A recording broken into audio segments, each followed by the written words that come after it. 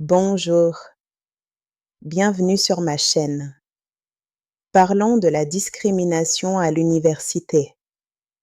En effet, la discrimination à l'université existe, même si elle est souvent minimisée ou rendue invisible. Sachez que beaucoup d'étudiants ressentent un malaise sans réussir à le nommer clairement. En effet, ils sentent qu'ils sont traités différemment, qu'on attend plus d'eux ou qu'on leur donne moins de marge d'erreur. Ce sentiment n'apparaît pas du jour au lendemain.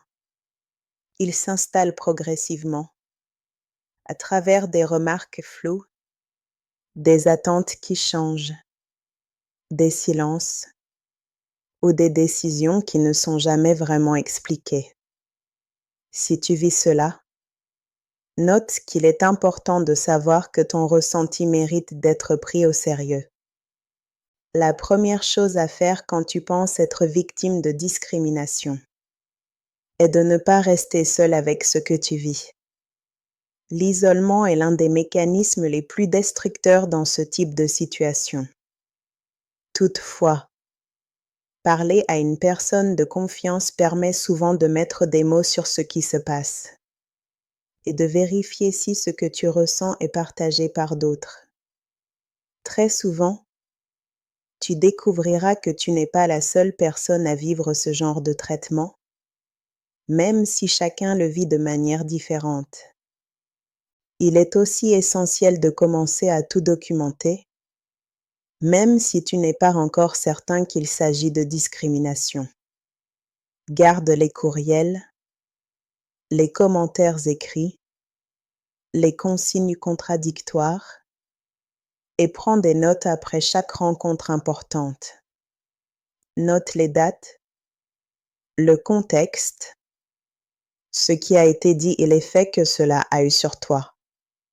Les institutions fonctionnent sur la base de documents écrits. Si tu ne gardes aucune trace, ton vécu risque d'être invisibilisé ou minimisé plus tard. Aussi, avant d'envisager toute démarche officielle, il est souvent utile de demander des clarifications par écrit. Cela peut se faire de manière calme et professionnelle, en demandant par exemple que les attentes soient précisées ou que les critères d'évaluation soient clairement expliqués. Ces demandes montrent ta bonne foi et ton désir de bien faire.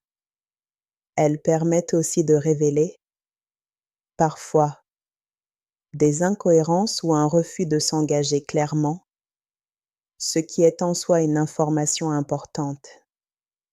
Il est également important de connaître les politiques de ton université en matière de discrimination et d'équité. La plupart des établissements disposent de documents officiels, de bureaux spécialisés ou de personnes ressources comme des ombudspersones. Lire ces politiques ne t'oblige pas à porter plainte, mais cela te permet de comprendre tes droits, les procédures existantes et les délais à respecter. La connaissance de ces règles est une forme de protection. Il faut aussi comprendre qu'il existe différents niveaux d'action et que tu n'es pas obligé de tout faire. Certaines personnes choisissent de chercher une résolution informelle. D'autres demandent un accompagnement et d'autres encore déposent une plainte formelle.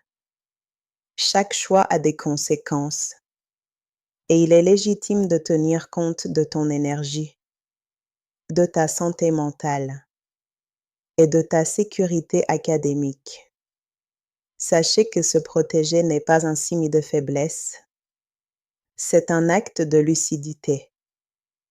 La discrimination a un impact réel sur la santé mentale. Elle crée du doute, de la fatigue, de l'anxiété et parfois un sentiment profond d'illégitimité.